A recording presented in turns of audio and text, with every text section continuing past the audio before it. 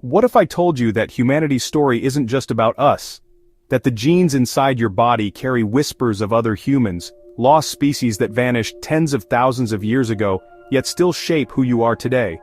This isn't science fiction. It's the story of the lost hominid species that changed us forever, the myth of a straight line.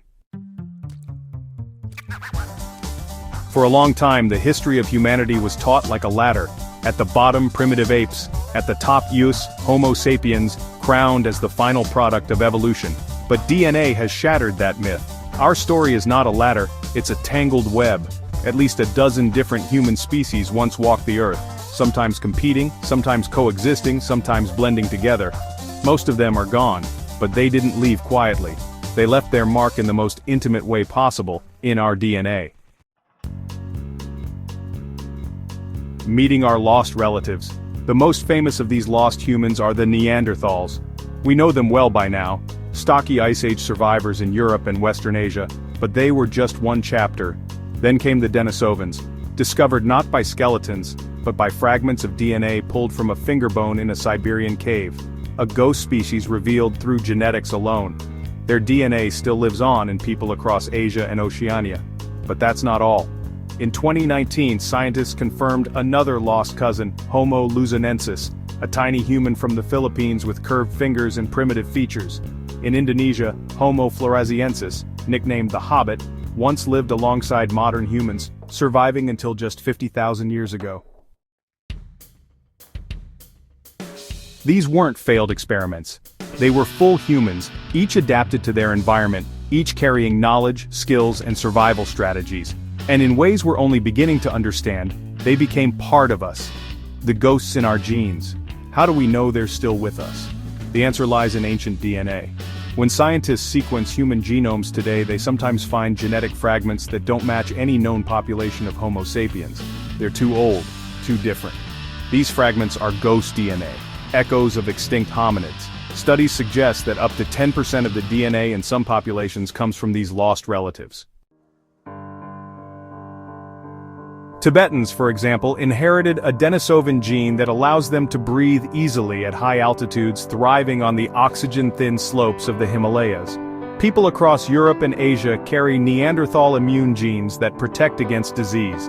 Even hints of unknown mystery humans, lineages we haven't even discovered yet, show up in African DNA, suggesting encounters with other species that left no fossils behind. This is the shocking truth. We are not purebred humans, we are hybrids, a mosaic of species blended together by time and survival.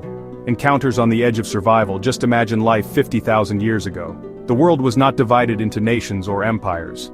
It was a patchwork of small bands of humans, wandering rivers, forests, and frozen plains. When Homo sapiens left Africa, they weren't alone. They stepped into a world already inhabited by Neanderthals in Europe, Denisovans in Asia, and perhaps other groups we haven't yet named. Sometimes they fought, sometimes they ignored each other, but often, they connected.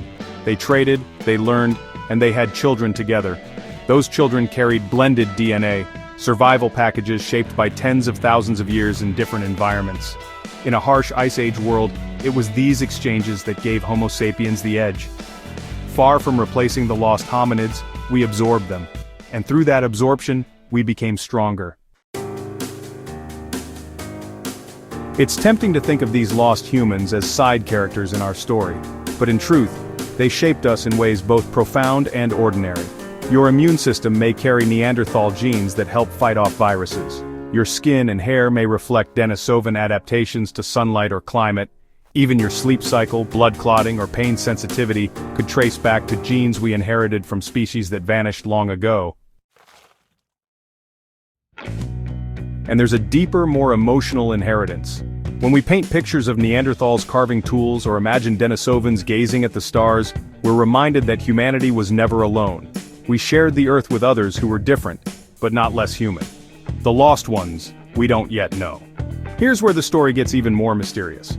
Some DNA fragments in modern humans don't match Neanderthals or Denisovans at all. They come from species we haven't discovered yet. Entire lineages, lost to time, whose bones may still lie buried beneath African soil or Asian caves. Geneticists call them ghost populations, and every year, As our technology improves, we get closer to identifying them. One day, we may add new names to the human family tree, names we cannot even imagine today.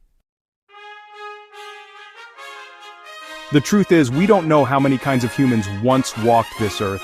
What we do know is that their legacy is alive inside us. So why should we care about these lost hominid species? Because they remind us that humanity's strength has never been isolation. It has been connection, blending, learning from others. We are not the end of a perfect line. We are the survivors of a messy, tangled, beautiful history. A patchwork quilt stitched together from many human stories.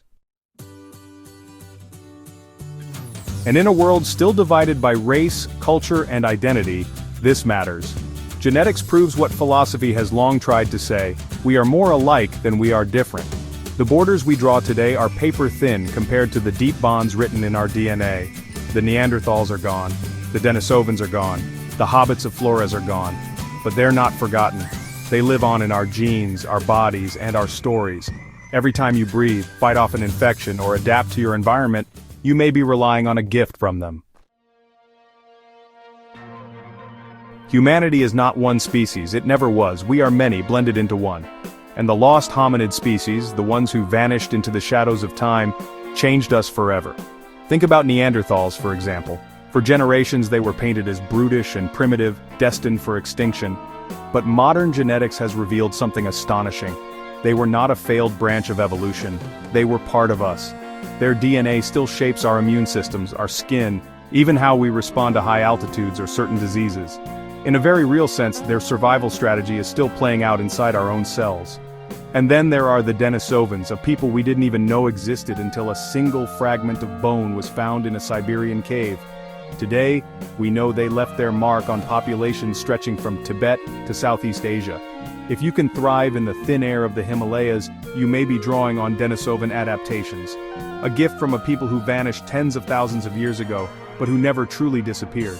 Even the so-called hobbits of Flores, tiny humans with brains smaller than ours, remind us that intelligence and survival take many forms. Though their DNA is still debated, their discovery shattered the myth that we were the only story worth telling. They force us to ask, how many more human cousins lived and died without ever making it into the history books? Together, these ancient peoples tell us something profound. Evolution didn't create us in isolation. Humanity is a tapestry, woven from many different threads, each one a story of struggle, adaptation, and resilience. Some of those threads are bright and well documented, others are faint, frayed, or nearly invisible. But without all of them, the fabric of who we are today would simply not exist. So when we say that Neanderthals are gone or Denisovans are gone, it's only half true. Their bodies may have turned to dust, but their legacy is alive in every human walking the earth. They live in our cheekbones, in our lungs, in our immune systems, and perhaps even in parts of our personalities we don't yet fully understand. And perhaps that's the deepest legacy of all, that no species ever truly disappears if it becomes part of us. The ghosts of lost hominids don't haunt us, they empower us. They remind us that survival is not about purity, but about blending, sharing, and carrying forward the best of what came before. We are not the end of the human story. We are simply the latest chapter, built on the endurance of countless others. And if their legacy still runs in our blood after tens of thousands of years, then maybe, just maybe, our story will echo just as far into the future. The next time you look in the mirror, ask yourself this: how much of me is really Homo sapiens? And how much of me belongs to a forgotten cousin who walked the earth 50,000 years ago? The answer may surprise you, because the truth is, you are not just you. You are the living memory of lost humans, the last survivors of a family that was never truly lost, because they live on inside us. Every breath you take carries echoes of those who once adapted to ice, to fire, to mountains, and to deserts. Every beat of your heart is powered by genes that endured famine, plagues, and storms. And when you pass life on to the next generation, you are not just passing your own story, you are passing theirs too. This is the real miracle of humanity, that even extinction is not final if legacy is carried in blood. Neanderthals, Denisovans, and other ancient cousins may no longer walk beside us, but their voices still whisper in our bones. They are not gone. They are fused into the rhythm of our existence, hidden in our resilience, shaping the way we fight, adapt, and dream. So the mirror is not just a reflection of one face, it is a window into deep time. Behind your eyes are countless ancestors, known and unknown, who endured so you could stand here today. Their story is your story. Their survival is your survival. And perhaps that is the greatest truth of all: none of us are ever alone. We are always accompanied by the millions who came before, walking quietly within us, reminding us that humanity is not a single thread, but a vast, woven tapestry of many who became one.